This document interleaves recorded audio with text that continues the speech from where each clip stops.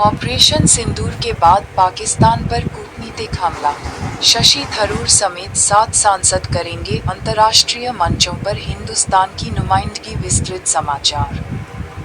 पहलगाम में हुए भीषण आतंकी हमले और उसके जवाब में सफलतापूर्वक अंजाम दिए गए ऑपरेशन सिंदूर के बाद अब हिंदुस्तान ने पाकिस्तान के खिलाफ अंतर्राष्ट्रीय मंचों पर व्यापक कूटनीतिक घेराबंदी की रणनीति को अमल में लाना शुरू कर दिया है।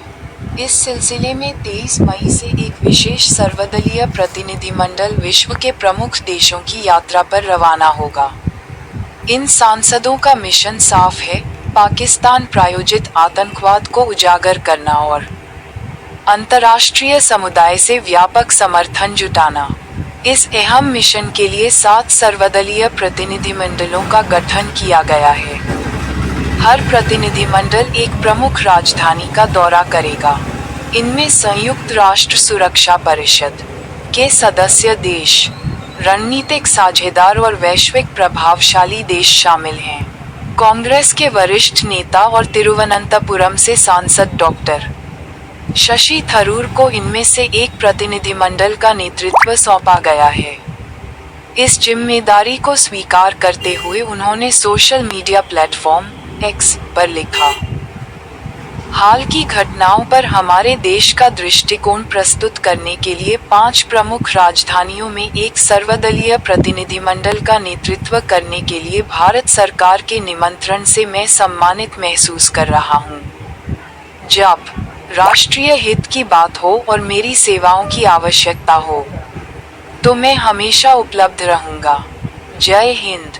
इस मुद्दे पर कांग्रेस के संचार प्रभारी जयराम रमेश ने भी सोशल मीडिया पर प्रतिक्रिया दी। उन्होंने बताया कि संसदीय कार्य मंत्री किरेन रिजिजू ने विपक्ष के नेता और कांग्रेस अध्यक्ष से चर्चा कर 4 नामों की मांग की थी। 16 मई को कांग्रेस की ओर से निम्नलिखित 4 सांसदों के नाम प्रस्तावित किए गए। 1. आनंद शर्मा, पूर्व केंद्रीय कैबिनेट मंत्री। 2. गौरव गोगोई, कांग्रेस के लोकसभा में उपनेता। 3. डॉक्टर सैयद नसीर हुसैन, राज्यसभा सांसद। 4. राजा बरार, लोकसभा सांसद। कांग्रेस ने साफ किया है कि आतंकवाद के खिलाफ लड़ाई में पार्टी हर संभव सहयोग को तैयार है, बशर्ते प्रक्रिया पारदर्शी और समान भागीदारी वाली हो।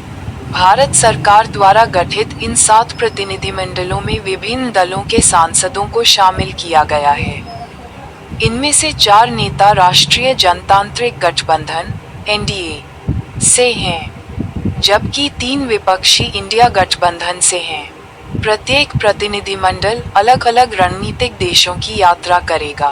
प्रतिनिधिमंडल का नेतृत्व करने वाले प्रमुख नेता हैं doctor Shashi Tharoor, Congress; Ravishankar Prasad, BJP; Baijayant Jay Panda, BJP; Sanjay Jha, JDU; Kanimozhi, DMK; Supriya Sule, NCP Sharad Pawar गुट; श्रीकांत शिंदे, शिवसेना शिंदे गुट।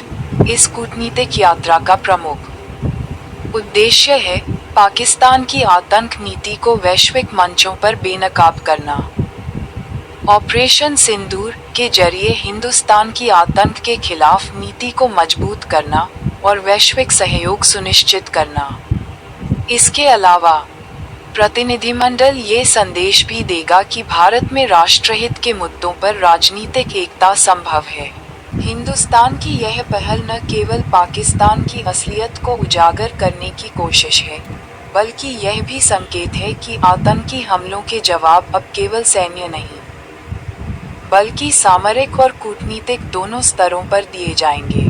शशि थरूर जैसे विपक्षी नेता की भागीदारी इस बात का प्रमाण है कि राष्ट्रहित सर्वोपरि है, राजनीति बाद में। PSA लाइव न्यूज से मैं हूं आपके साथ संपादक अशोक कुमार झा। हम फिर मिलेंगे आपसे बेहतरीन और ताज़ा खबरों के साथ। नमस्कार।